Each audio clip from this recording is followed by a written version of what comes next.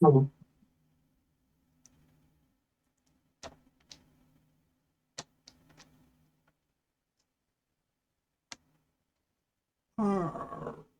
All right. Good evening, everybody. This is the South Suburban Computer Club of the Chicago Computer Society for January 2024. Amazingly. I don't know how we made it this far. But anyway, tonight we're going to be doing a little bit more on Windows 11 settings. For those of you that didn't attend December's meeting, go out to the YouTube channel for Chicago Computer Society, South Suburban Computer Club, and look at the December meeting. That was all on the general systems settings. Tonight we'll cover a bit in the Windows updating uh, per the request of Burt Good. Uh, I was going to do a different sequence. But right now, what I want to do is a segue here. Uh, I'm opening this up to a Q&A, question and answer, not part of the system's settings for 11. This is general problems. So does anybody have a general problem that they may need help with or think other people need to know about that they had? Okay, be a stick in the mud. All right. One other thing I want to bring up myself then, and mind you, there are a number of things, especially in a Windows 11 system, more than 10, that can sometimes block automatic updates. In my systems, I have an enhanced firewall, and I forget about it because I don't always get a message, and Microsoft's employees that create Power Toys also create PC Manager, piece of software which I brought up in the past. And I didn't realize it, but I wasn't getting it updated automatically like it's supposed to because of the firewall. So what I want to do here is this is a toolbar. I don't, well, you can't see it. I take that back. I'm going to try and see if I can share my general screen and maybe you can see it. I don't know. Okay. Now I got to do some little, oops, darn it. All right. Here, do you see this little up here in the upper right side of the screen?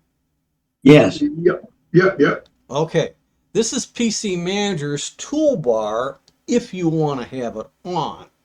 If I,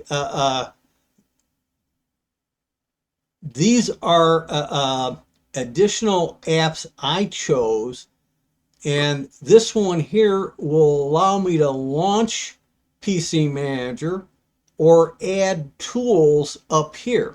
I have here the snippet tool. I have Notepad. I have some quick links. I have never used them.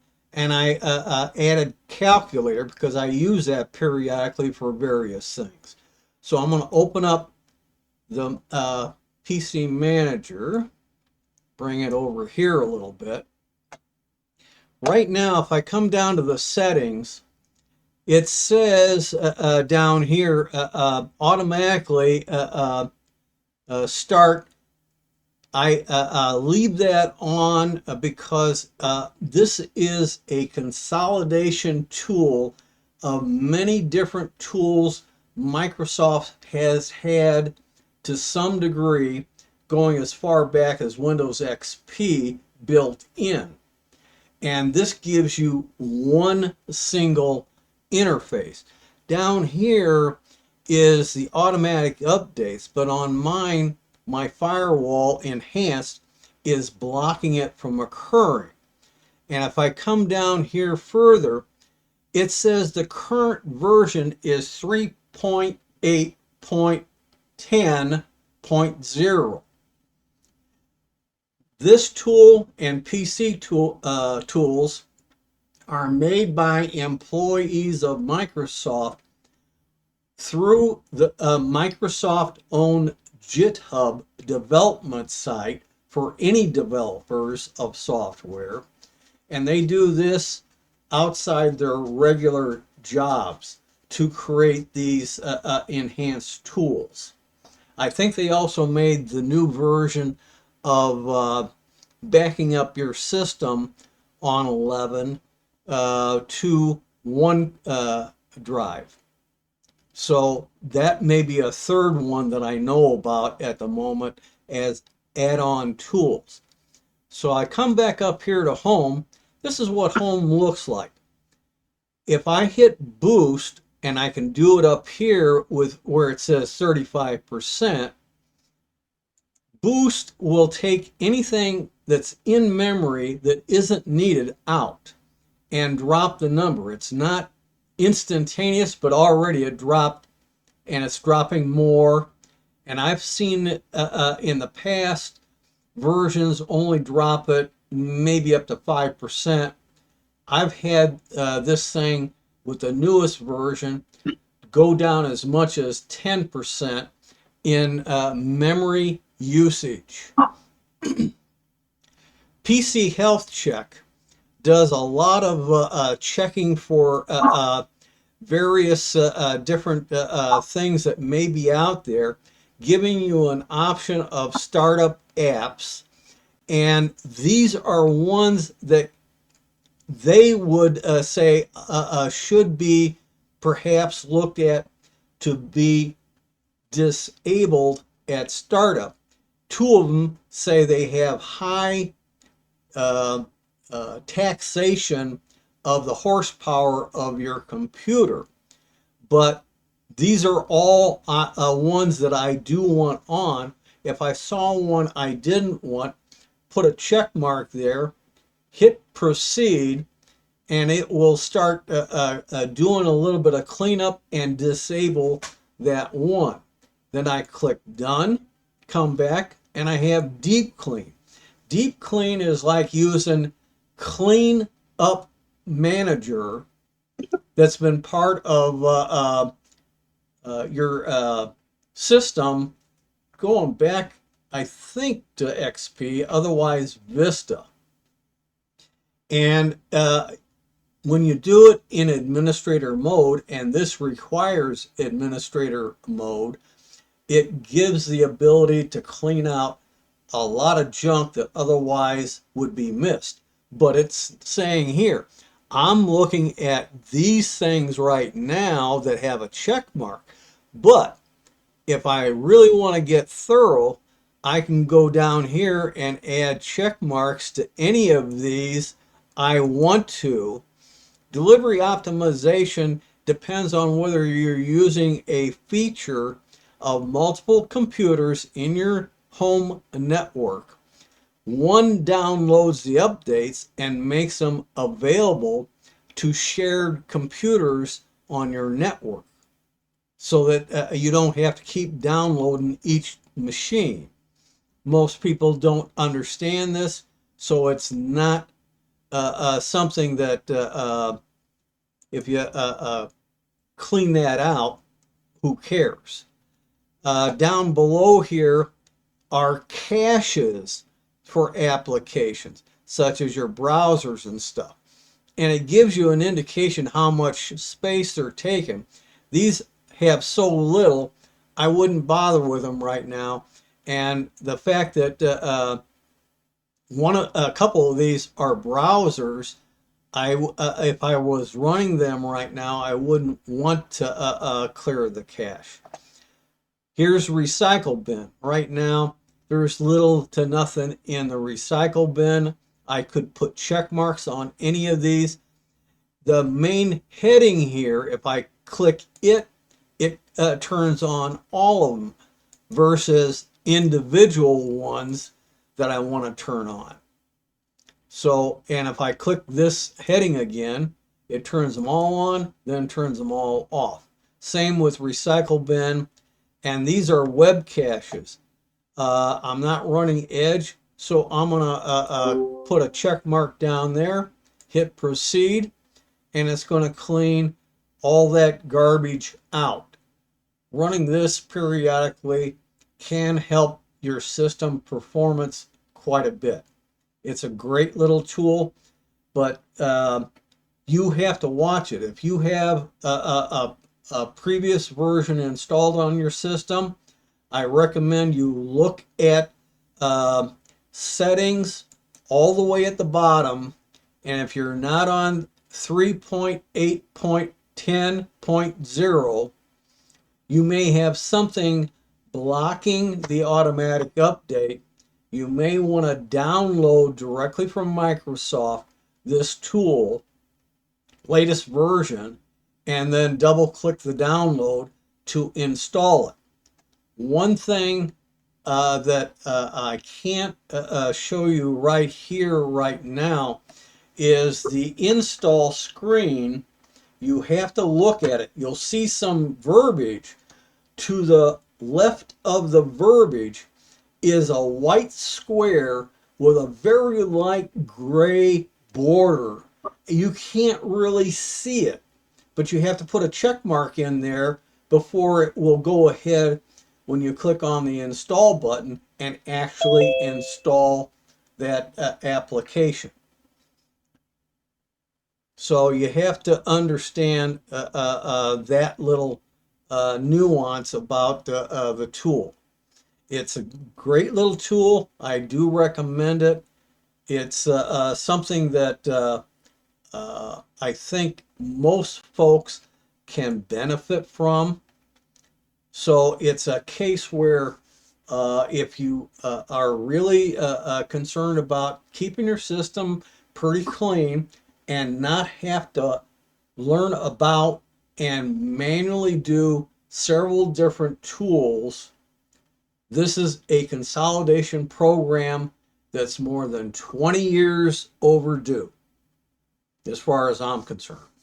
The new backup in 11, whether you agree with it or not, replaces the old Windows 7 backup utility that was used not only by 7, but Windows 8 and 10, and started off in 11 as well, because we're in our third year of Windows 11.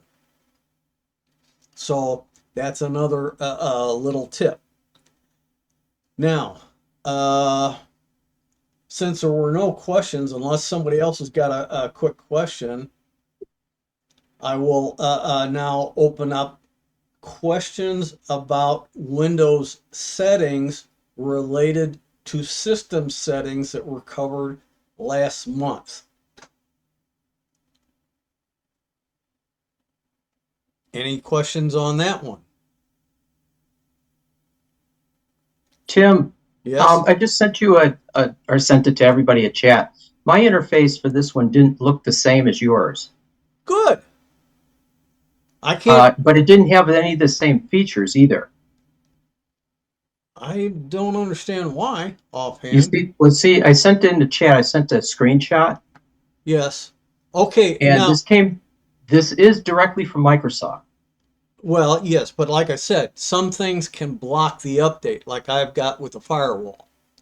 And so you have to go down to settings down here on the bottom left of the left taskbar. Okay. Scroll down in the right side to the bottom, and it should tell you what version. And if you don't have 3.8.10.0, Oh, no, I don't. well, that's the reason why. So something Okay. may be blocking your automatic update. If you look up that list a little bit, there should be a switch turned on for automatic update. If that switch is on, that's why something in your system is blocking the update from working. Uh, Usually the firewall, but there can be other causes. So the only recommendation I've got is to go out to Microsoft.com. that's Uh, where I got this. well, that's fine, but you're going to have to go back out there to get the latest version, unless you got it just recently. I, I, bel- I got this at the last meeting you brought this up. Well, I Uh, was previously on 3.6 point something, yeah, okay. and it's kind of a case where I don't know how often they are updating this stuff. Where did you say updates, automatic update is in? Right above the settings, go up just a little bit, and you should see switches. And one of the switches is automatic update. It should be on. It's defaulted to on unless you turn it off. It does not exist on this version, All right, at least in that page. then you even So have an older version, uh, and you got to get the latest version. There are other sites that you can download from a copy from GitHub. One is called techspot.com, and that's where I just got mine today. I didn't go to the Microsoft site to see what version they had. They've always been with an older version. got it. So I will I text, will follow that angle. yeah, go to techspot.com, and that might give you what you're looking for. Okay. And the other is you can go to GitHub, but you got to know where to look for in GitHub to find the developer's site for this tool, just like Power Toys. All right, now, uh, since I haven't heard any questions on that, I'm going to see if I can find uh, a document of mine and share it with you guys, I guess. And got to go down there, go to chat, bring that up. I should have brought it up first. And okay. Right now, I just sent out to the chat. If you open up chat, the bottom one has got my initials, TK. If you click on that document, it'll download to you. This has to do with an issue that came up recently on one of my systems. It floored me at first. I didn't know what the heck happened for sure. Then I figured it out pretty quickly. I was updating drivers. One of the drivers I got was called an HID, which stands for Human Interface Device, which is usually a mouse, a keyboard, or what's called an ink pen for a touchscreen type computer. And inking is being emphasized starting this year in Windows 11. So I'll let you understand that particular factor. The human interface device I got for the mouse killed the mouse. I mean, totally shut it off. And if I plugged in another mouse, it wouldn't work either. So how do you deal with this problem? Some people would press the power button and turn off their system. Well, I'm sorry about that, but that won't change anything because this is a driver already installed. Therefore, when you turn the system back on, you still will not have a mouse, and you will never have a mouse.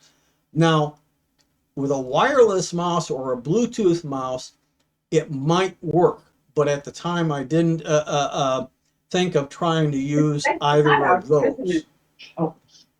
Uh, So you have to understand that particular characteristic about the mice or keyboards.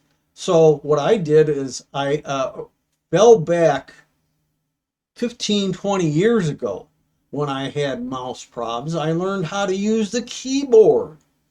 And these articles that are in the document I just shared with you are about how to use the keyboard.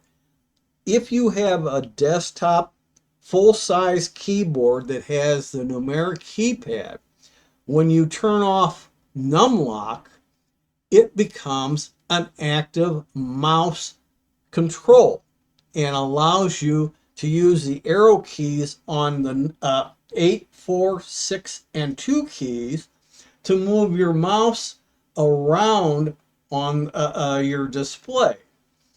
Barring that, your best friend is the tab key, and you got to watch where it's going on the screen. That's what I used.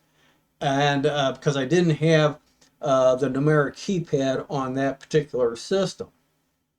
And it allowed me to move around. Then I could use the keyboard arrow keys to move me to a specific icon so that I could eventually do a sign out from the standard account, then log back in to the administrator's account. Now, your mouse still doesn't work because drivers are universal to the whole computer. So I still had to use the tab key and arrow keys on that system to move around on my keyboard to get that me to what I wanted, and that was I wanted to be able to get to the Windows Start button. I wanted to select the device manager, come up into device manager, hit the tab key once. That gets me into the main body of categories of drivers. Move down to the HID devices, expand that, and I found my mouse HID driver. I then clicked on, I highlighted it with the mouse button, with the arrow keys, and hit enter, brought up the properties, used the tab key again to get to the tabs at the top, use the arrow keys to go over to the drivers tab, and then the tab key to go down until I hit rollback. Hit enter, and I rolled back the driver to what was there previously, and everything worked again. This is something that doesn't happen too often to most of us, but it is a real problem when certain devices stop working. If by any chance anybody, and I don't have one readily available to me right now, I forgot about getting one out. If you have an old machine that uses a PS2 mouse, if for any reason on a mouse or the keyboard you accidentally have it yanked out of the socket, never plug it back in until you shut off the computer. I'm not joking. If you plug that PS2 jack back in to an old computer that's not using USB, wireless, or Bluetooth devices, you will short out a circuit on your motherboard, and that could be the end of your system. If, on the other hand, on that old system, you have a USB type keyboard or mouse, and you plug that in and get it working, then you're back in business to properly shut down the computer, plug the PS2 device back in properly with the system shut off, bring it back up, and you're back in business. These are some real issues on a rare occasion that come up. If you are a person who bought a computer that only came with either a Wi-Fi or Bluetooth wireless keyboard and mouse, you have another issue. In certain operations, they will not work. Why? Because Wi-Fi and Bluetooth do not turn on until you see the login screen, because that's when Windows is running and it will turn on the devices. Until then, anything that you need the keyboard or mouse interaction, it will not work. So if you want to get into your BIOS to make a change, if you want to try and get into the old F8 safe mode, you're not going to be able to do that unless you have a wired USB keyboard and mouse handy, and you should always have one so that in those circumstances you can plug in the USB devices, do what you need to do, and then restart your computer, removing the USB cord devices, and be able to have your wireless devices work like normal in your normal operation. This is an old problem. I used to be a Dell service field tech for a couple of years before the business I worked for went out of business. And one of the problems that I had was one of the customers did have a completely wireless keyboard mouse system, but she had to have the motherboard replaced. Well, guess what? Even as a tech, I can't do anything about it because I was never issued at least a USB cord keyboard or mouse. When I finally got it across to Dell, that's what I needed. They sent one out. I had to go back a second time to this person's house, plug those devices in, do my magic, and then take those devices out. I had to keep them as a tech in case I had other cases like it. And her stuff started working again correctly that were all wireless. But if she came across a problem like this again, she too would need a wired USB keyboard and mouse to do certain things she wouldn't be able to do herself because she didn't have enough knowledge. But somebody else with knowledge trying to help her, if they didn't bring such a device with them, they wouldn't be able to help her out either.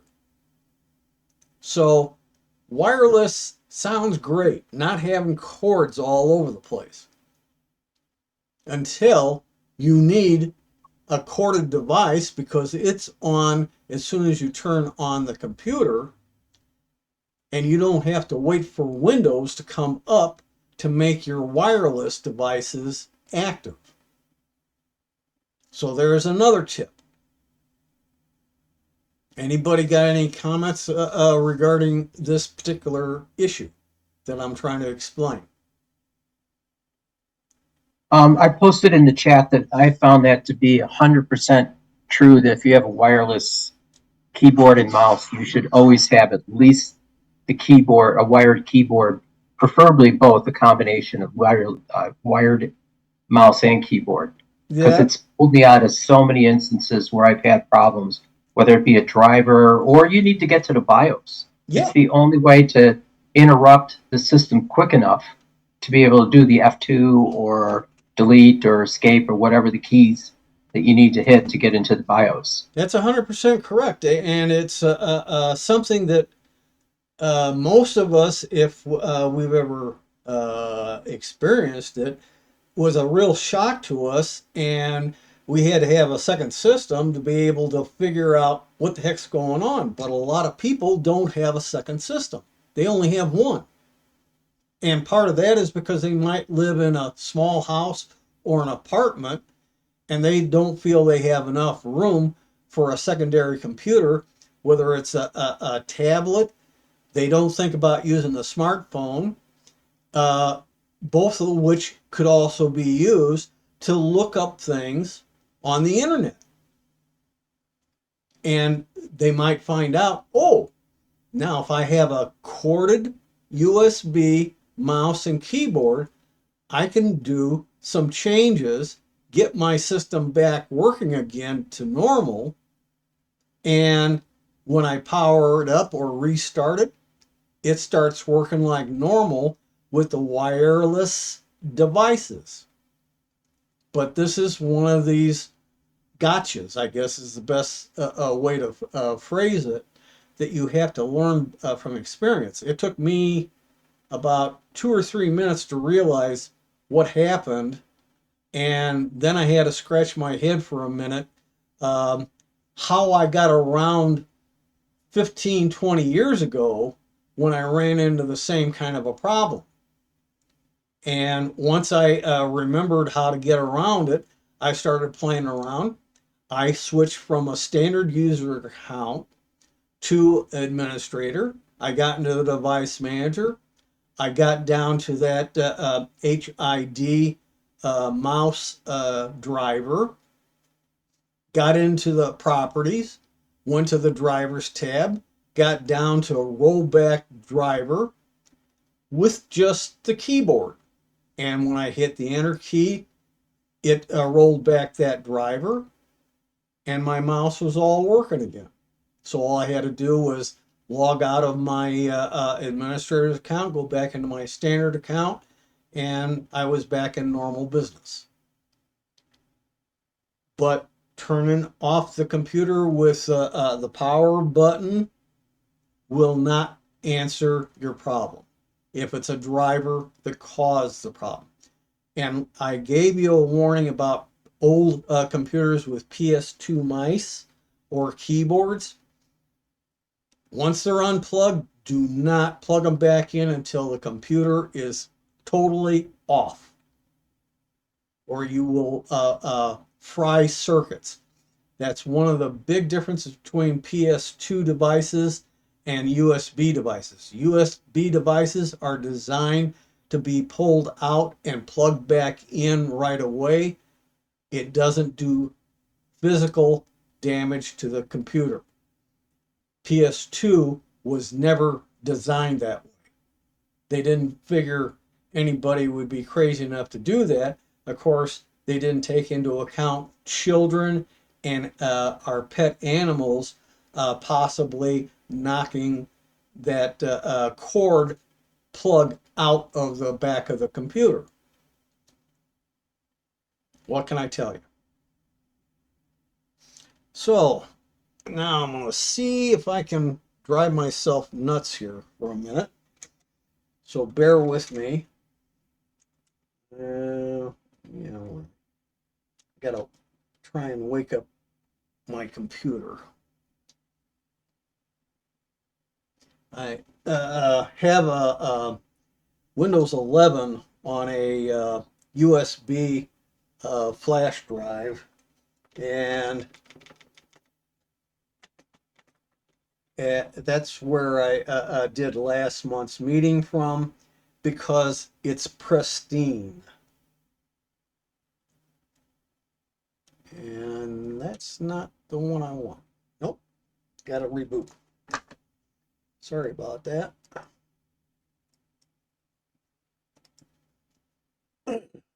It came up the internal drive. It didn't come up with my USB drive. And then I got to get on Zoom on that.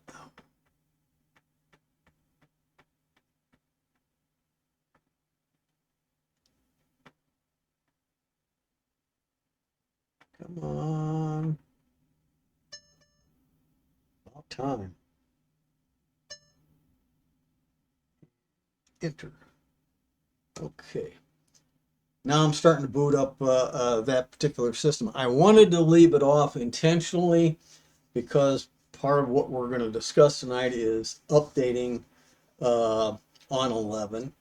And that requires, oh, son of a gun, you did it to me again.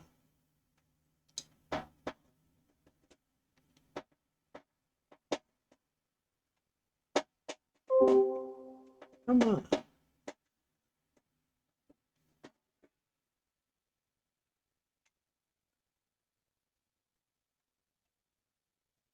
Ah. Windows 11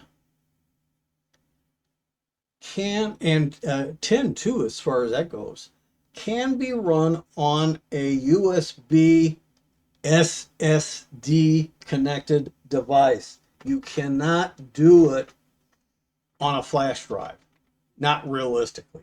To begin with, a flash drive is much, much too slow to run 10 or 11 from a flash drive. I don't care what size it is. And you got to have at least a 32 gigabyte flash drive anyhow. But a 32 gigabyte or bigger uh, will run 10, and you should have 64 gigabyte for 11 because they take up too much darn space. Son of a gun, I'm having a little nightmare here, folks. I got it up earlier and then it went bye-bye on me. It went to sleep, basically, from me having dinner, etc. Right now, it doesn't want to play fair.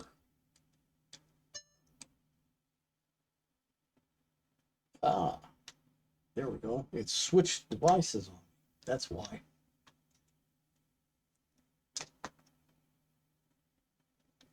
All right. Hope it's coming up this time. What it did was it changed sequence of boot devices. My external flash drive was first. Now it changes to second, and I didn't spot that. So it kept going to the internal drive. My own football. All right, now we're getting somewhere.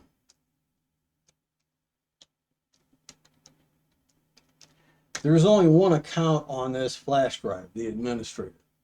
I haven't gotten to the point of creating the standard account.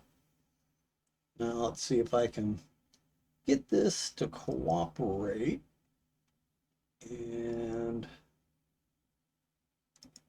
I gotta launch Zoom.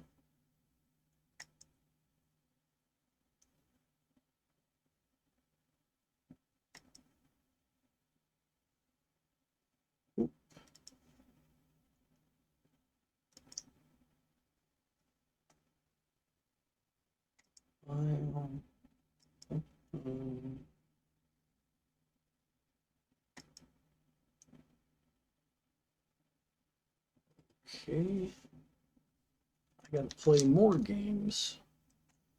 I'm just having a field day.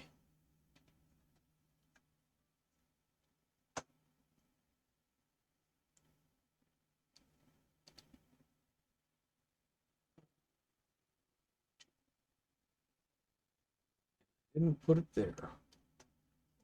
Okay. So we'll take that out. I got the launch browser, and there's only one browser.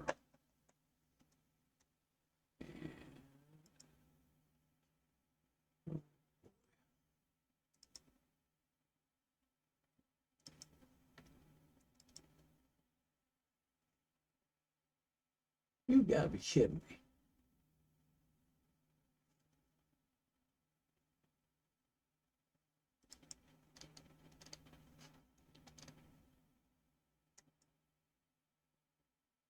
Uh,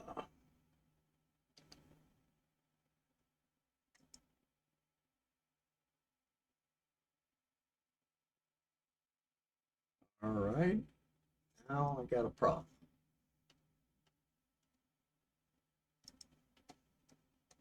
I'm sorry about the delay, folks, but this has to do with this raw system to do the demonstrations on.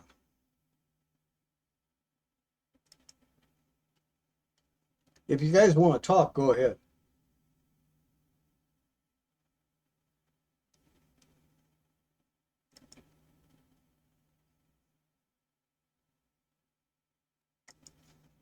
Hey, Bob, do you live in Seattle?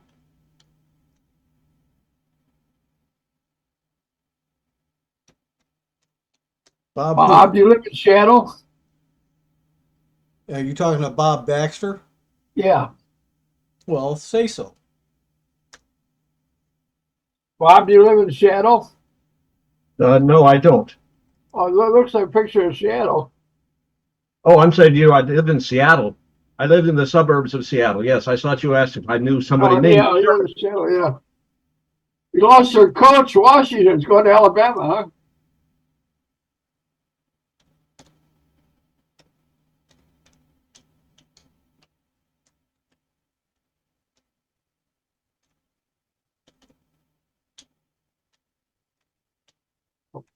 So you lost your coach to Alabama, huh?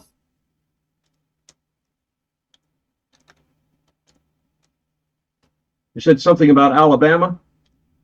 Yeah, the University of Washington coach is Oh, gonna yes, yes, that's yes, is right. gonna Yes, is gonna coach at Alabama. yes. And we lost our pro team coach.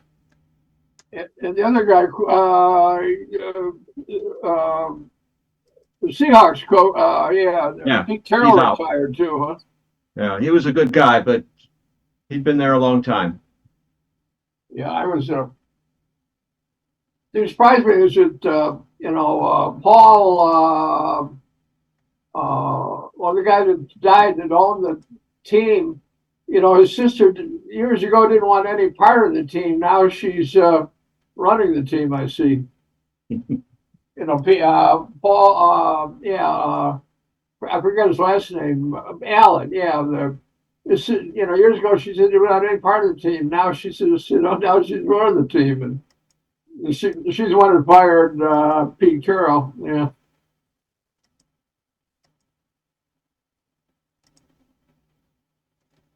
Constantly changing. yeah. Oh man, this thing's gonna drive me nuts.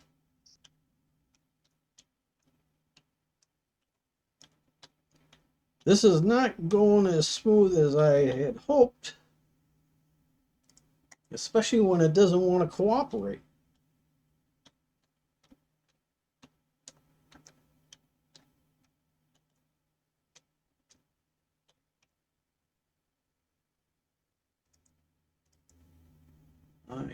Sorry, I had to play some games here, but I'm trying to,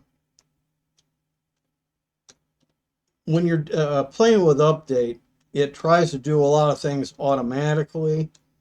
And so the end result is it becomes more difficult for you to see what's going on. And that's not necessarily a good thing. All right. Now, getting close. Sometime within the next 6 months, I'll probably have it.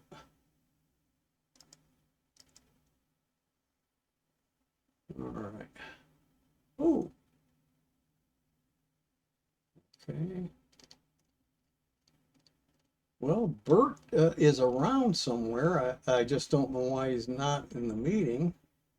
He liked last month, so kind of expected him to be here.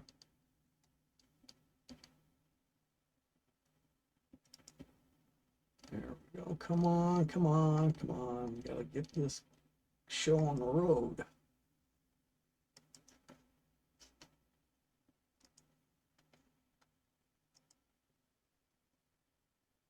All right. Finally. Gee, I think I'm here.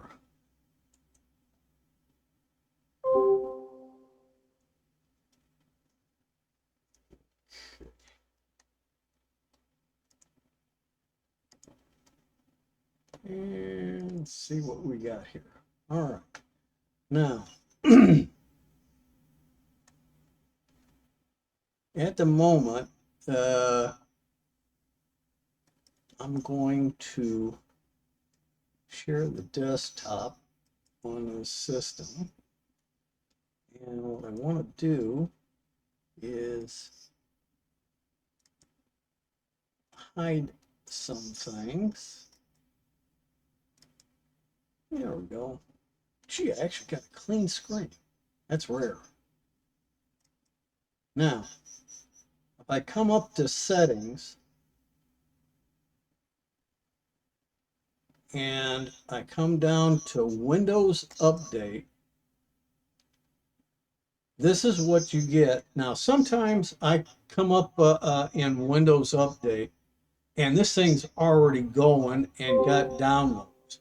This has to do with a startup process, and if you leave it on long enough, it will automatically launch. This is what I wanted, to where you come up with check for updates. So I'm going to check for updates. January's updates have not been applied to this yet. This is the only 11 system I've got that I haven't applied any updates. And as you can see, it's got quite a few. These bottom 4 are all drivers.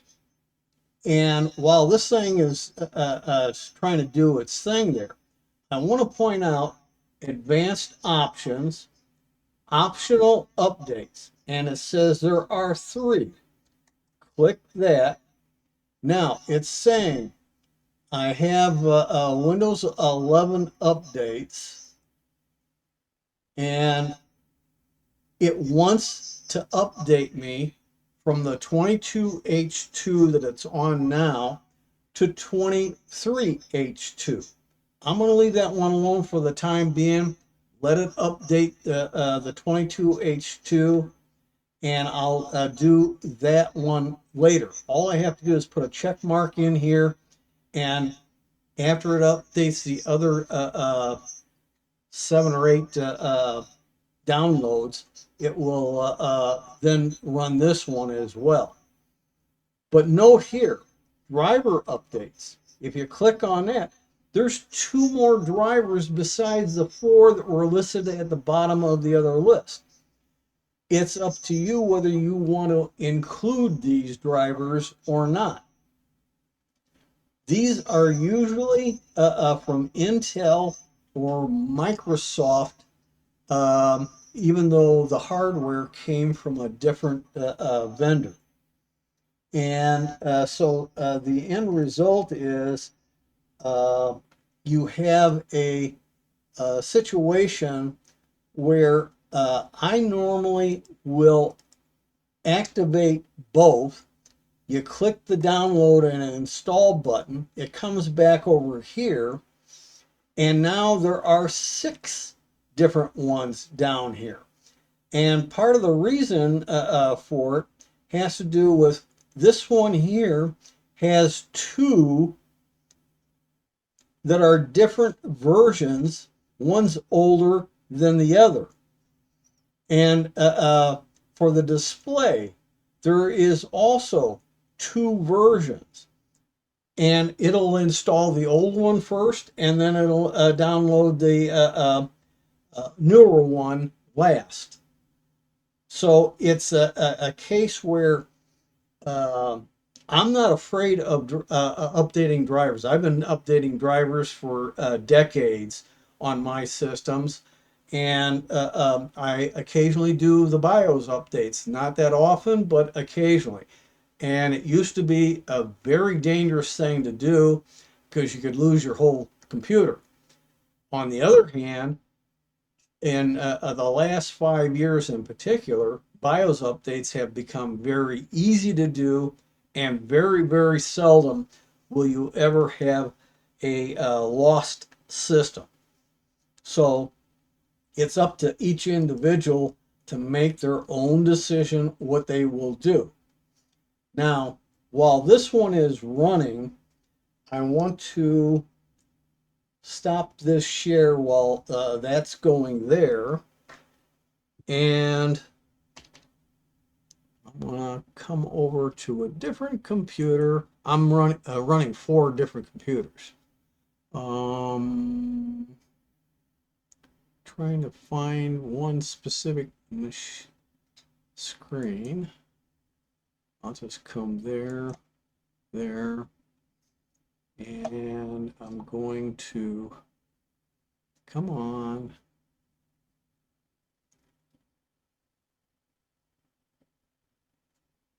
Share my screen.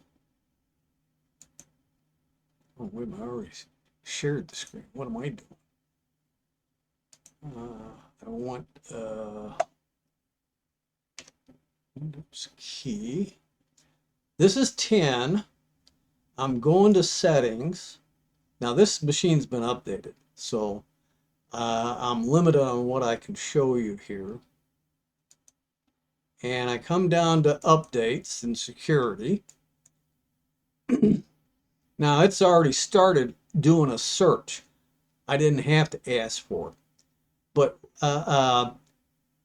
if it starts listing a bunch, one or more updates for your Windows version, one thing that may appear right under the last update it's downloading and going to install will say view other options.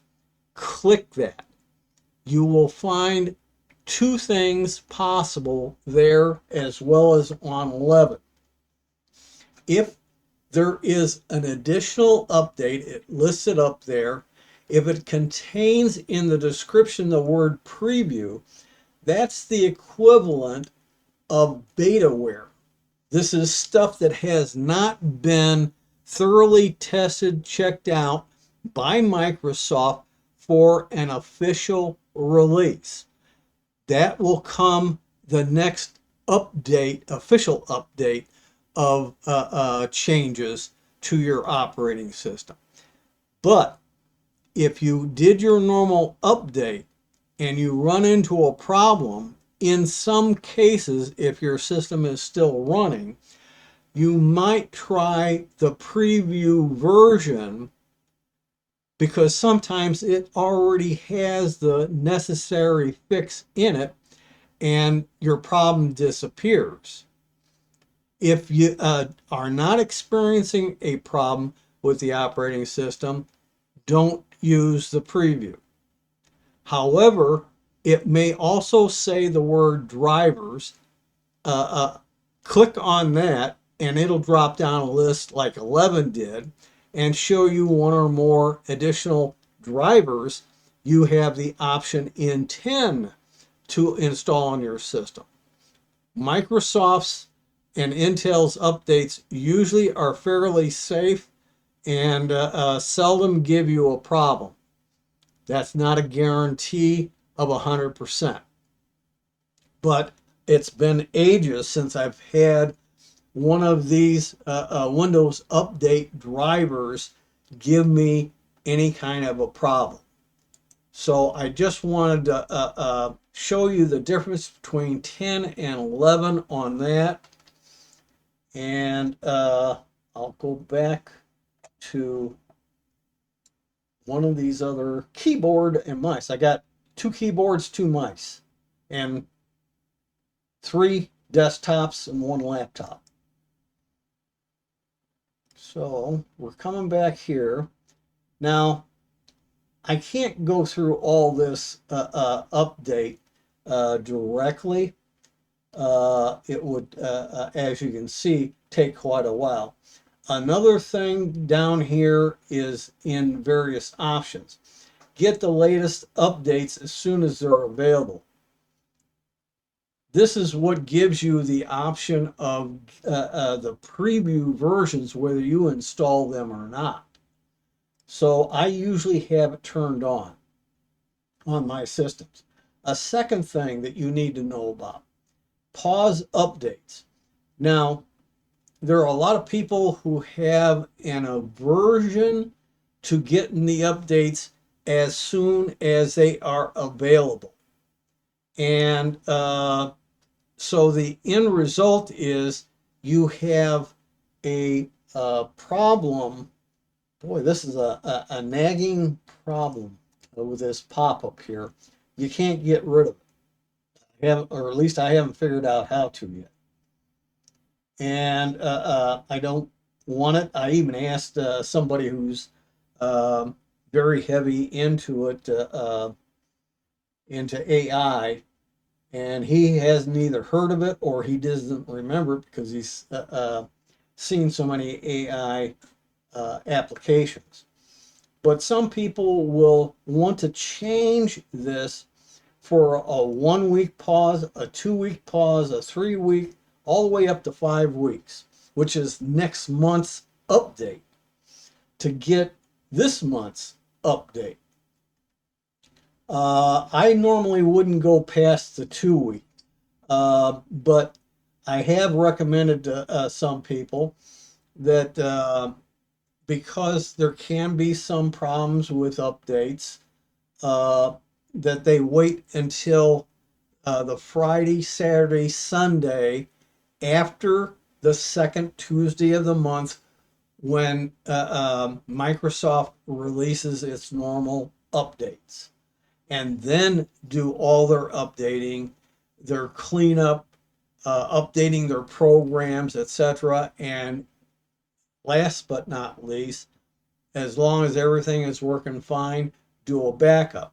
If they're afraid of something bad happening, when you are getting ready to do the Friday, Saturday, Sunday maintenance, do your backup first, then do all your maintenance. If everything's working fine, do a second backup, and the prior backup you can delete. That way you have given yourself insurance. It just takes more time, and it depends on the speed and horsepower of your system as to how long your backups take. And I always have a version of backup software like Macro Reflect and EasyS to do backup that allow me to have automatic verification of my backup as soon as the backup portion is completed. That way, when the verification is done, it either says it was successful and it absolutely is solid as a rock on the quality of the backup, or it will say I had a problem and you got to figure out what the problem is, clean up the problem, and then do your backup again. The best tool I'm finding, because of problems I've been experiencing for about 2 years now, is after I do the Microsoft update, I bring up a command window, which is right click on your start button. This includes 10. Here in 11 it now says terminal. In 10 you'll either see command or PowerShell. It's the same thing. And use the admin version. And then because I'm in administrator mode, it just says yes or no. If I was in standard mode, I'd have to put in my administrator's password, and always run sfc/scan now. I'm not going to start it because Windows Update is still running here, but this will go through and it'll either say I found no integrity problems, it found some problems but fixed them all, or it found problems and could not fix all the problems. In which case, then there's a second command that has to be run, and I recommend you get a hold of me about it. It's called a DISM command, You put it in, and what it does is it checks your current version versus a master version they have on their server.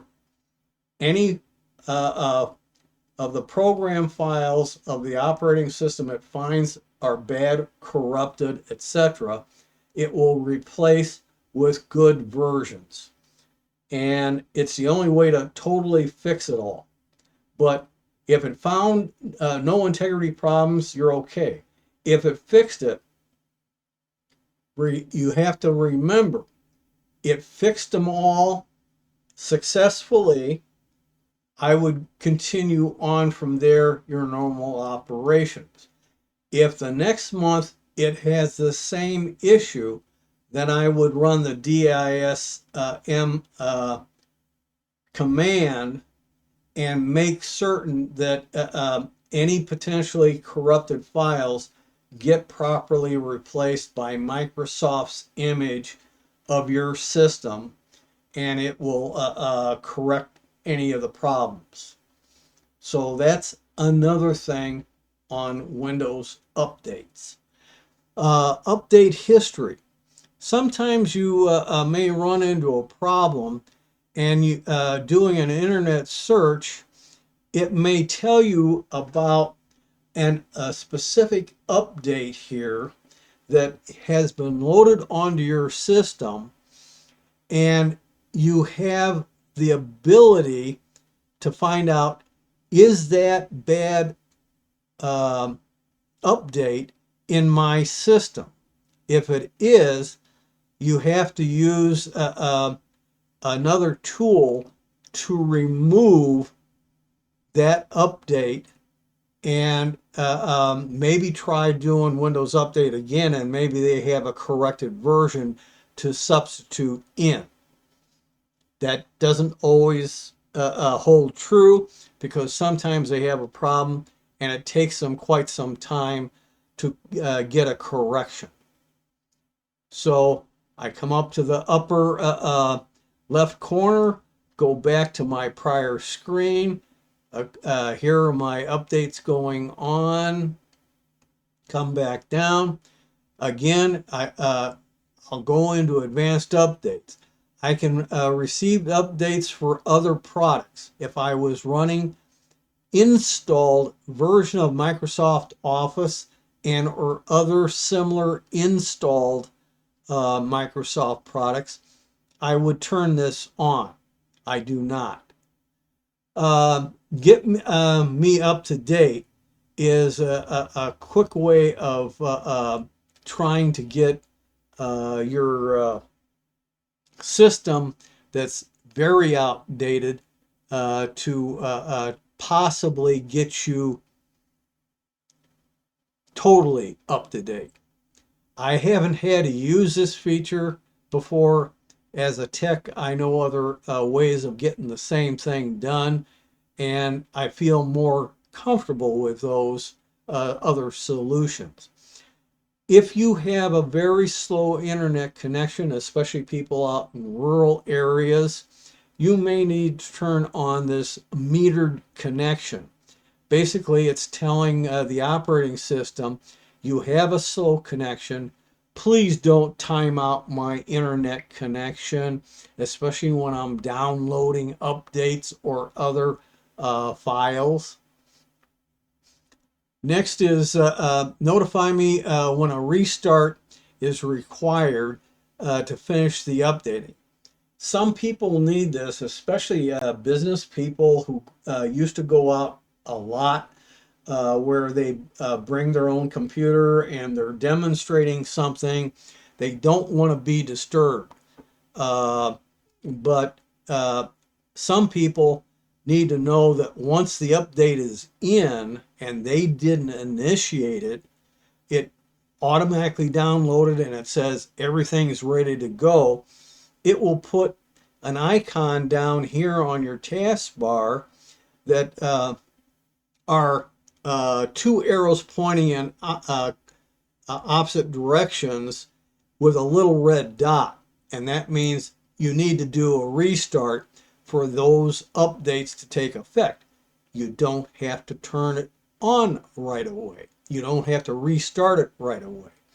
So all this does here is give you an added pop-up message in your notifications. You need to do a restart. Most people would probably leave this off. Active hours. I haven't done this. This is more for business type people again, but if you're working on your own project at home, you may want to look at this scheduling feature. It allows you to adjust or automatically set up active hours. It learns now in 11 how to do it. Otherwise, you have to adjust in 11. In 10, it will show you each day of the week and allow you to adjust the start hour and ending hour. You are normally active and you do not want to be interrupted by an update.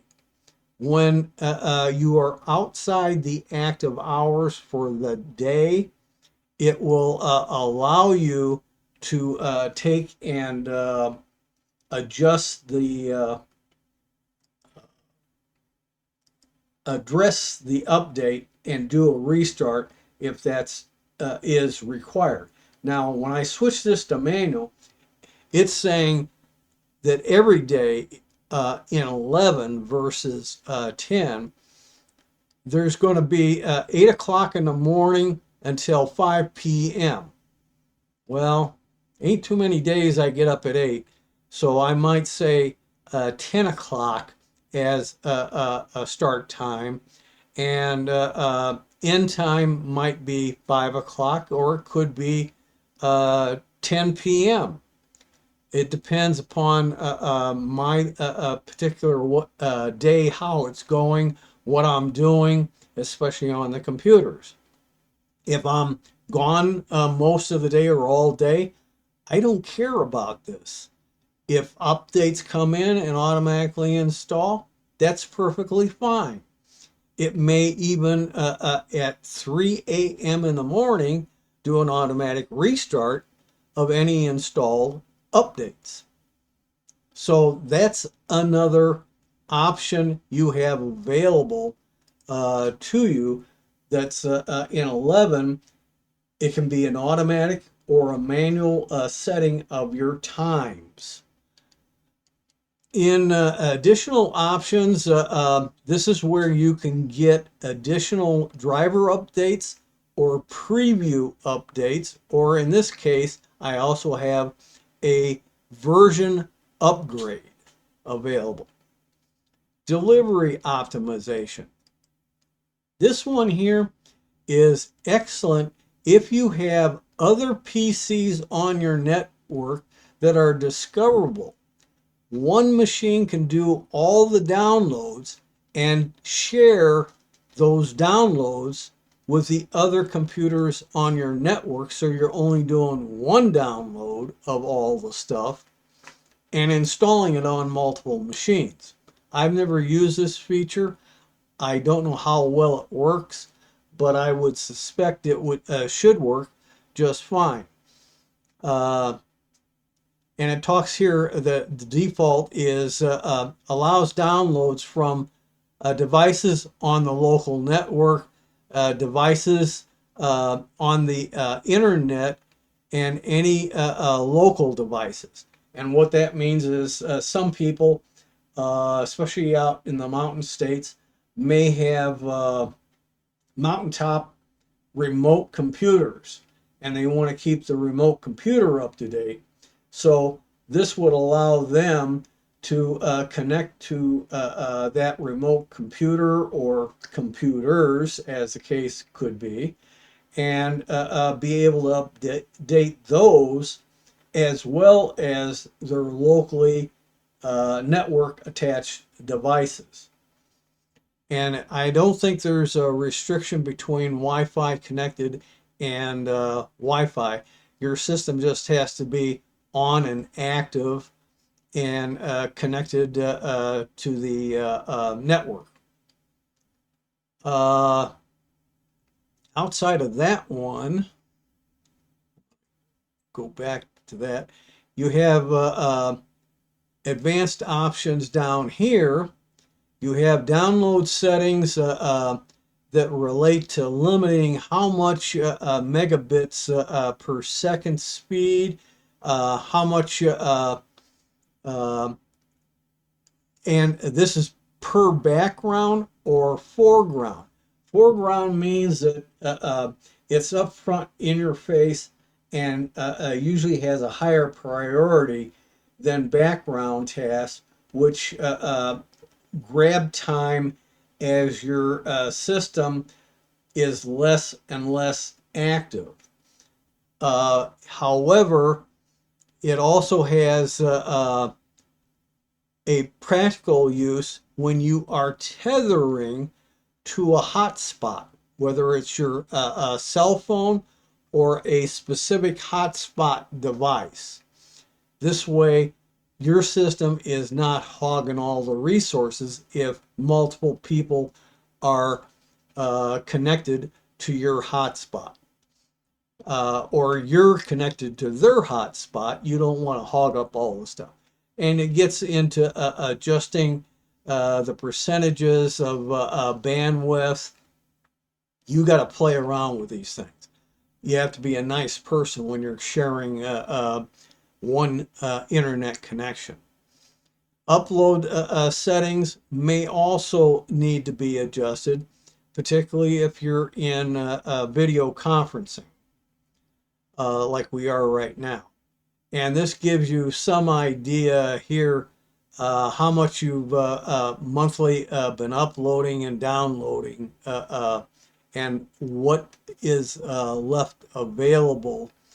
I can go up to 500 gigabytes right now if I want to within a month, and I've only used 5K so far, so it's not a big deal. Now I'm going to back up again, and the only other thing that's in Windows Update is Active Monitor. Active Monitor allows you to see various statistics, but it also is a load on your system. Usually you only activate this when you're having some issues and you want to try and narrow down where the issue might be at. If you don't need it, don't run it. But the active monitor can be a resource hog, so just be conscientious about that. I'm going to back up again and come down here. There is, like in 10, a recovery option and restart apps. Sometimes the apps which might come from Microsoft Store run into a problem. This is a way of getting them restarted. The recovery option has to do with how you want to, do you want to reset the PC? That's setting it back to day one. And everything usually on the system is destroyed. Always look at this, fix problems without resetting your PC first, so that you don't have to go through the headache of resetting up your computer if you weren't smart enough to have a good quality image backup that's been verified. You have access to other troubleshooters. These are being degraded. They're not being updated anymore. In 11, most, if not all of these troubleshooters are going to disappear eventually. When, I can't begin to tell you. They don't tell me either. I'm just letting you know they are being discontinued at some point in time. There is a go back in time feature, which I haven't any idea why it's grayed out. This could be related to a restore point. I don't know that for a fact right now. I haven't investigated it enough. Advanced restart. I can restart now, and this will bring up that blue screen with I either couldn't find a problem or I couldn't fix a problem. Do you want to shut down your system? Do you want to go into advanced troubleshooting, et cetera, et cetera? It gives you that kind of a screen. Within that screen, if you go into troubleshooting advanced options, there is a startup option quite often there. And if you click on that button, it gives you the old equivalent of the F8 startup screen so that you can select safe mode with networking, or safe mode command window, and a few additional options that are usually found on the old F8 screen. Then if you need help, you get usually there's related support that's available on most screens, and you can try and get help. Initially, it will be through probably an AI, and if the AI can't seem to handle the problem, it will pass it on to a human to chat with. And the chats are usually by text, so it's not like picking up a phone and talking to a person. Usually strong accents of foreigners won't filter through on a chat. So these are some various advanced options that are available. Configured update policies. Generally, this is one you cannot access or you don't want to access without knowing what you're doing, because this is determining how things will be configured, what will be configured versus, say, ignored, etc., etc. So if you don't know what you're doing, leave that one alone. I strongly recommend you. And I'm going to go back to here. And as you can see, cumulative update, I guarantee you, always takes a long time, because it does it in two stages. Stage one figures out what you've got so that stage two knows exactly what to put in, and they seem to take a long time. Another one that I do not like is the malicious software removal tool, and that one there never shows you the percent of download or the percent of installation. It's always 0. And it takes a long time as is, and it's a little irritating to say the least. Out of the drivers that are at the bottom, only one has been completed. The rest of them are waiting for this cumulative update to finish. Then they'll install, and it'll take next to nothing for most of them to install quickly. So at this point, while this is doing its thing, I'm going to open up the floor to any questions, comments that anybody's got.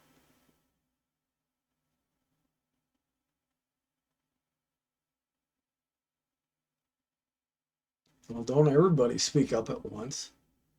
Tim, this is Bob. I have a kind of general question. I may have missed some of your early comments. You were installing this last piece off of USB drive, well, an SSD. And is that installed on this computer, or is it just there to play with? Figuratively speaking, I'll go with the latter. It's kind of to play with, but this is a, shall we say, a proving ground for going through all the Windows settings and other things. It's a pristine system. There's very, very little on here. I've got Zoom on here. I've got, I put down on the taskbar WordPad and Notepad. WordPad's going to eventually disappear also. But otherwise, this looks very much like a fairly new installed Windows 11 operating system. This is the Pro version. And it is running on a M.2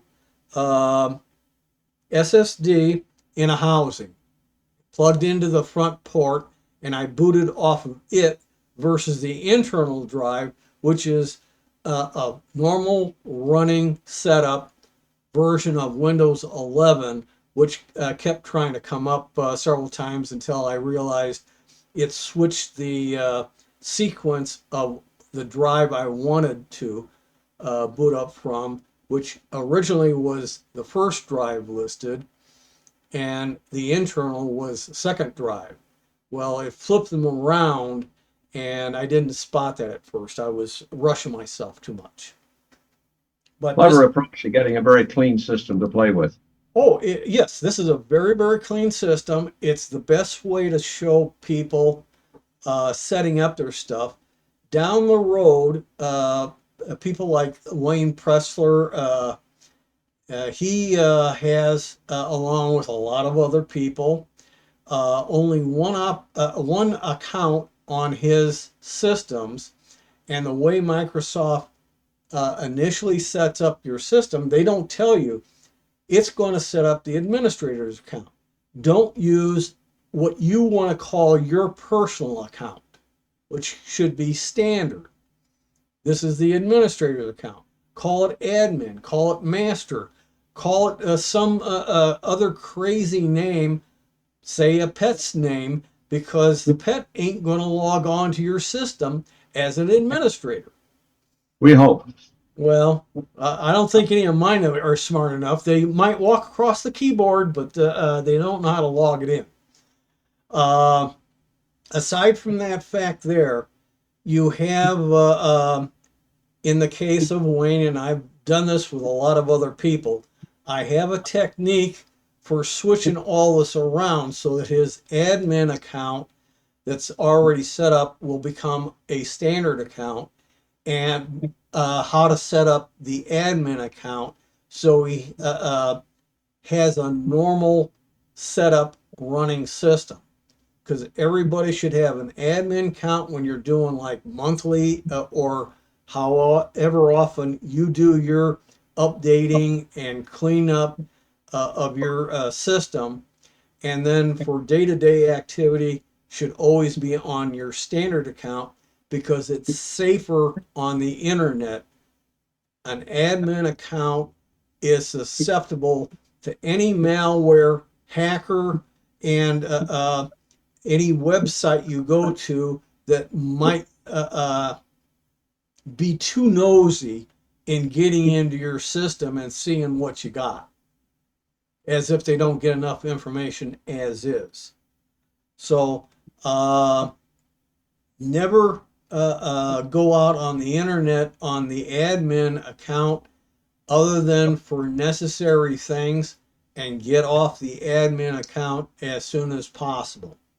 Always run your normal operations from a standard account. It's much safer in the long run.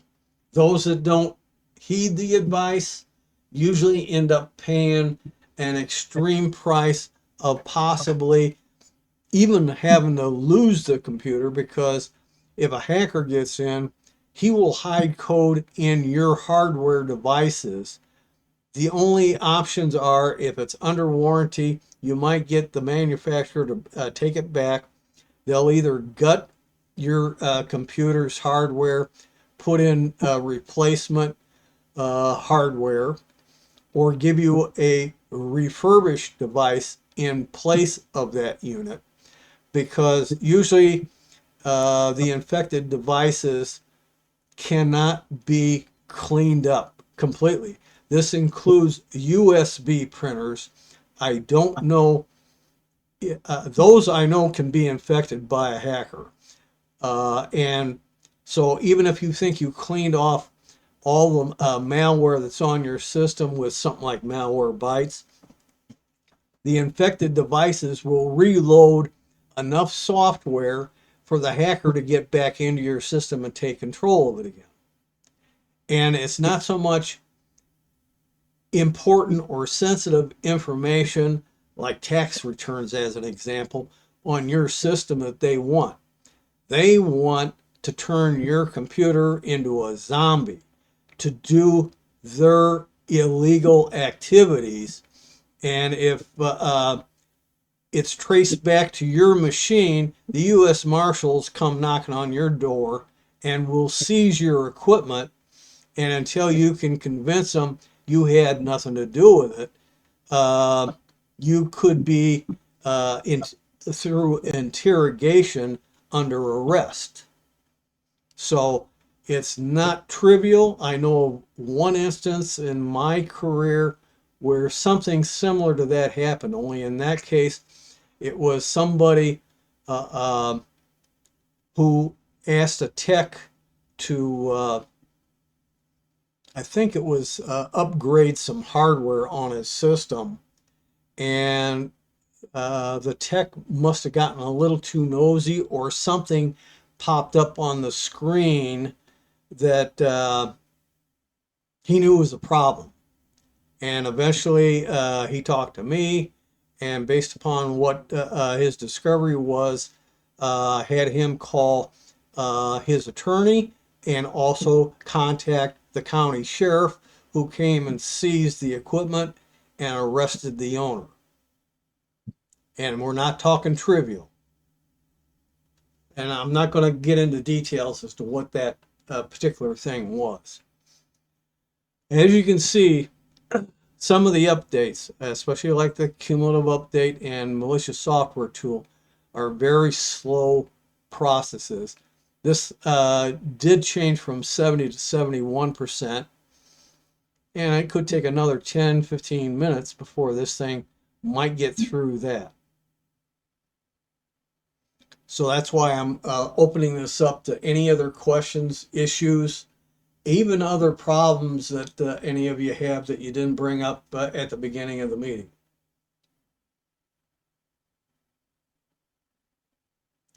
Because right Tim, now, you just commented that USB printers can get infected. Yep. Is that, how does that, so can the same thing happen with internet connected printers? I don't know that, I am not aware of network or Wi-Fi connected printers having this particular issue, though I wouldn't be too surprised if they don't already have a way of doing it. They might be able to down the road. Second, a USB printer is connected to your device. If it's turned on, then they have access to it like any flash drive, any external hard drive or SSD drive, and anything that's connected to your computer through the USB ports or Bluetooth possibly could potentially get infected. And the infection is not the full-blown infection. What it is a small piece of code that's hidden in the hardware where you can't get to it. And as an example, let's take a hard drive, because that was one of the first devices they did this little trick on. There are hidden areas on the drive the user has no access or control of. You can do a complete format of the drive and never touch the hidden areas. and it's in the hidden area that they hide this little piece of code. And eventually, in running your system again, say you restored a backup, or you reloaded the whole system from scratch, that little piece of code will get activated and run in your computer, giving that hacker full access again. It's not a joke. I've seen it happen. It wasn't on any of my systems. This was another person who wasn't even part of Chicago Computer Society that needed help. He had tried many other locations and got none. I was the closest thing, and I'm not a cybersecurity expert by any means. I did several different tricks, but I think what happened is one of his online accounts was compromised, probably an email account or eBay account, I don't know which, and he was selling stuff through eBay. And that person had put a small piece of code in the infected account that let him know when this person was online, what the IP address, and they broke right back into his system. And he even bought a new system. We set it up on a library, public library. It was all set up, turned it over to him. He was back at the library, and they got in, they found him because he went into one of them online accounts that was infected. They knew he was online. They knew what the address was. They broke right into his computer and took it over again. Now, how do you like that one? It's real. Wayne?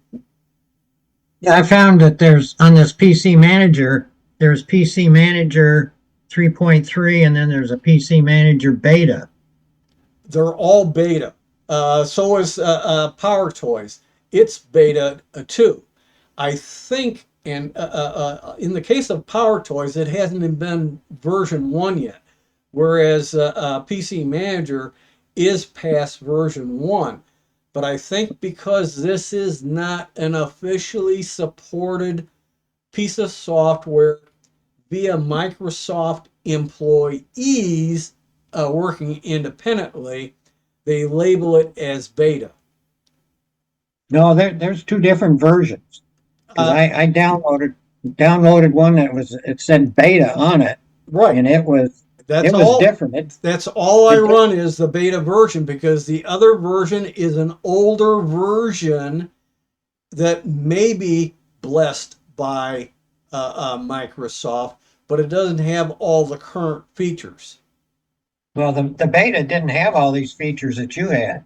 It only had a couple things. It had the boost. So I downloaded the What PC. version? Did you check the version number under settings? Well, it was only like 3.3 something. Okay, but even 3.3 had more settings than what you're generally describing.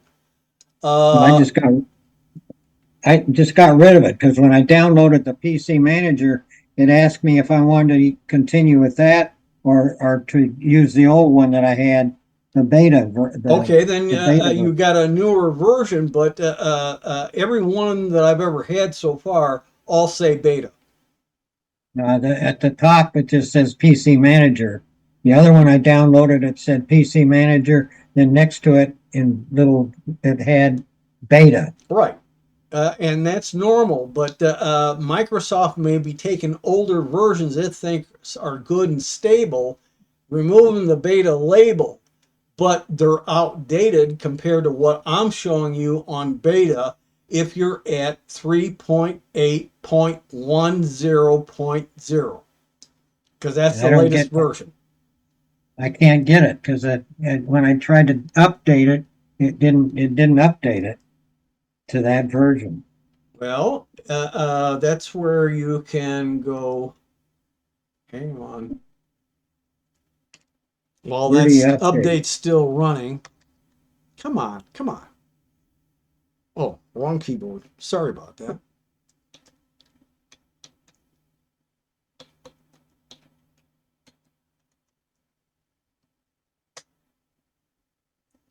And I want to go on the magnifying glass here.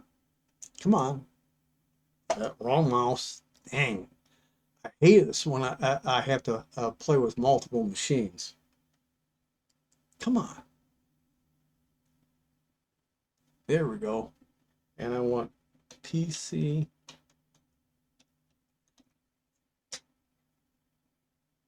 Okay. What does that say? Again, I didn't, it says Yeah. beta. yeah, this is, I didn't go that, And I went to the so, Microsoft website. yeah, a lot of people do, but that means a lot of, for a long while, I was getting version 3 something, and 3.3, yeah. Microsoft's site was still giving you out version 1. And Yeah. boy, what a difference in looks. Okay, so this is called TechSpot. TechSpot, and I did a search and put in PC Manager. There it is. I can download this from there, and what I can do here is I'll download it anyhow, and come on, and hit the download button. Continue download.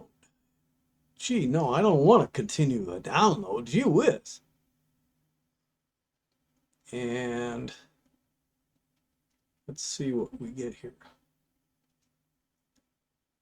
Here's PC Manager. So I'm gonna click on it, Yeah. and I'm gonna attempt. Come on. I've got a load going here now on this unit. I got a browser going. I've got the download trying to go through and install. I got Zoom going. And this has got 16 gigs in it. Come on, I hope it didn't freeze me up. Oh, I got I'm looking at 2 different screens here. I got it's asking me, do I want to go ahead? It was asking for administrator's approval, and I am running Yeah. administrator's mode. Now, you see this install button. If I click it right now, you're going to Yeah. get nothing. It'll keep coming back to that screen. If you look down here, I accept Yeah. end user agreement. Right in front Yeah. of it is a check box. You got to put the check box mark in. Now Yeah. hit install.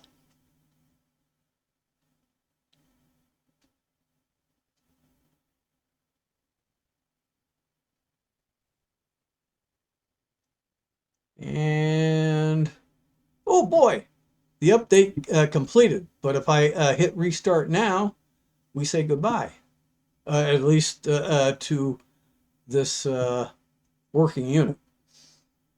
So I'm going to close that down there. And now I'm going to say launch it. And I got,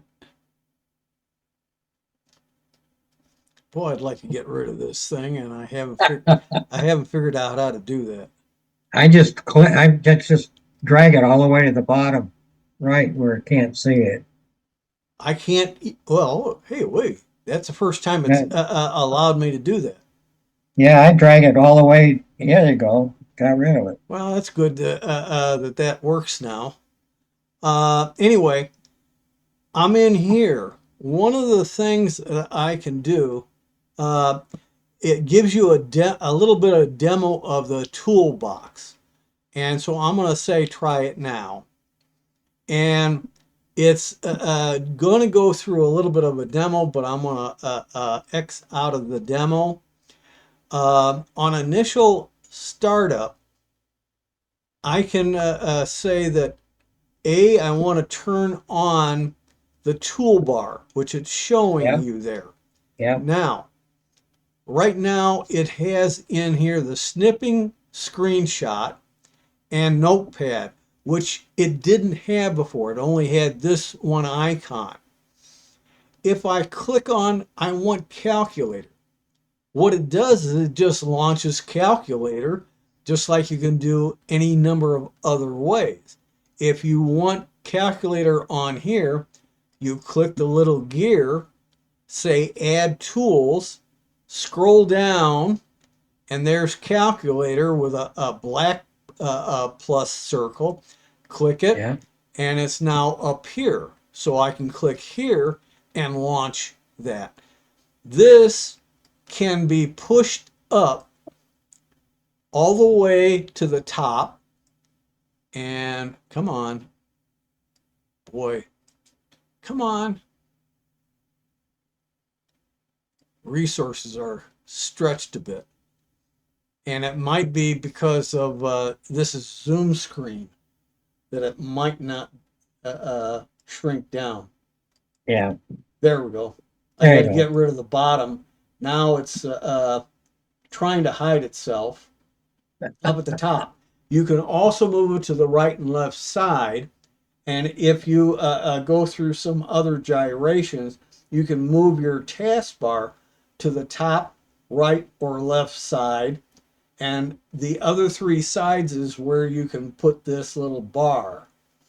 And it's sometimes gets in the way, but most of the time it stays out of the way and gives you options. Then you go into the home screen. I'm doing 47%, and I've got 472 megabytes of temporary files. So if I hit boost, those numbers will drop. And I can do a health check here. I can also do a deep clean. I can see what processes are running like you would see in Task Manager. I can look at startup and make adjustments to what programs can start up at a cold start or a restart, or I can use other tools. CC Cleaner has the same kind of a feature on startup that you can adjust. Glare Utilities is another program. So these are a lot of options, but these are running tools inside of Windows that you have to know where the tools are located out, how to get to them, and how to use them individually. This is finally waking up. We needed a consolidated tool, how to do a lot of these maintenance tasks simply and easily. In here, in storage, I can do a deep scan now.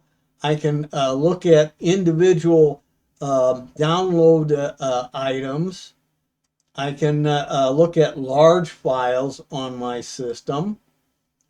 And you better know what you're doing, because if you delete them here, good luck. If your system doesn't work, you better have a backup.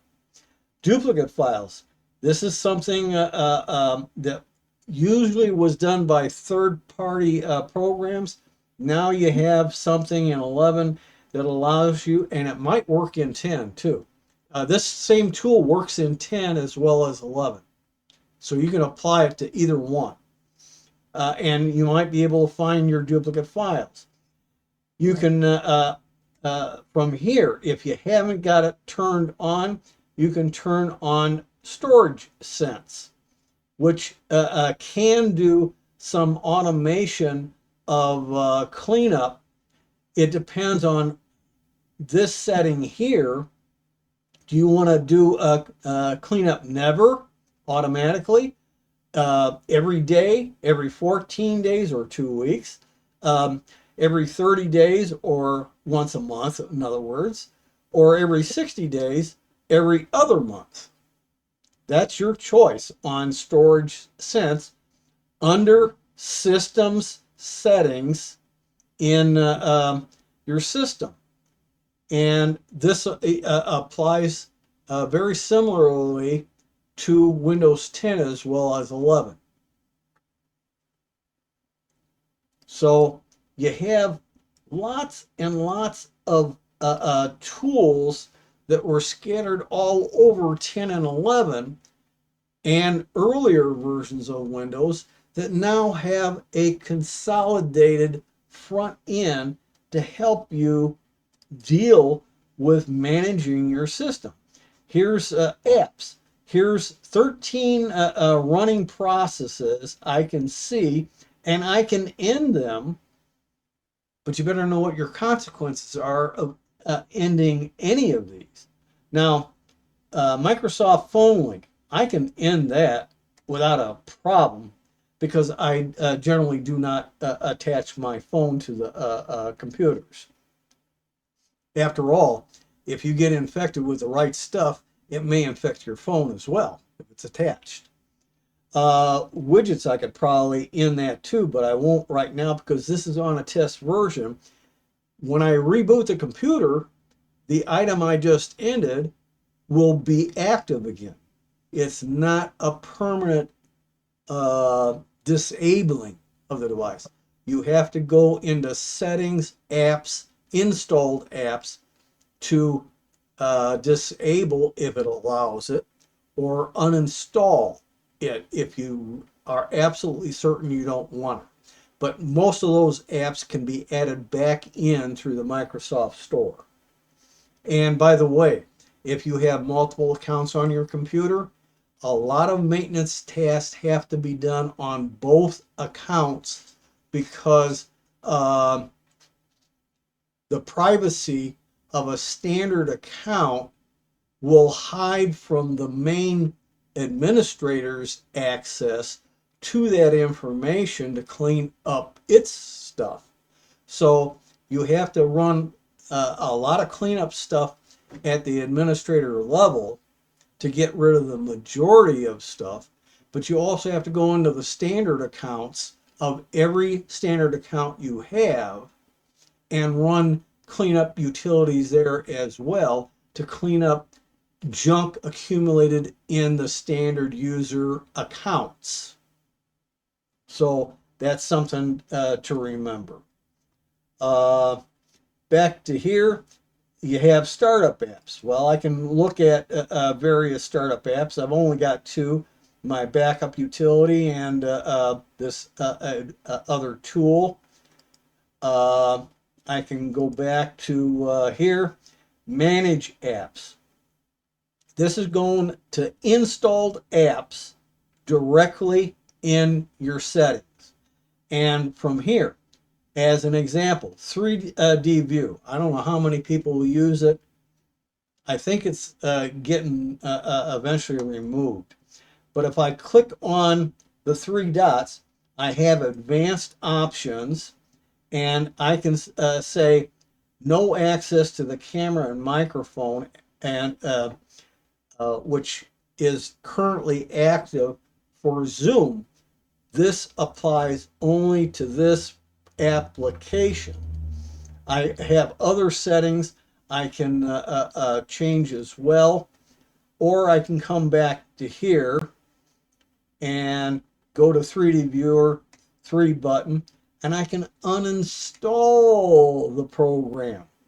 Since this is the only account, it's permanently removed. If I had a standard account at this time, 3D viewer is still on the standard account. So you would have to remove it from there as well. Otherwise, you have it on part of the system and not the whole system. How does that one grab you? Yeah. So there's a lot of ins and outs you got to learn about this stuff, and we're not ready to deal with all that topic. Microsoft Store. Well, you got an icon down here on the bottom of the taskbar to bring up the store, but I can also bring it from within this tool. And when you bring up Microsoft Store, one of the things that you need to periodically do is come down on the left bar here to libraries near the bottom. Click on that. Wait until this thing gets done with its examination. This is telling you what's out there. And right now it says these updates still exist. I can click up here to get all updates. And now it's going to start downloading and installing all these outdated applications. And on Notepad, this one here, that's important because the default version may be like on Windows 10, you only do one thing. You are responsible for saving your work. In the new Windows 11 version out of the Microsoft Store, A, you have tabs like in a browser, and B, it automatically, I don't remember what the time setting is, will save your work so that the next time you open it up, there is the last stuff you had out there, whether you deliberately saved the stuff to a file or it's in a temporary file waiting for you to make a permanent file. Your choice. So it's one of these things where any software on your system that you can get updates for, whether it's like Windows Update, the Microsoft Store, or Patch My PC, which gets a lot of freeware but not all other software. Macro and Reflect, as an example, does not go through any of those three tools. It will only update freeware, and Macro and Reflect, even when it was free, did not update through any of those tools. There are some other tools as well that I have to manually run the program, check for updates, download them if they're available, and install them.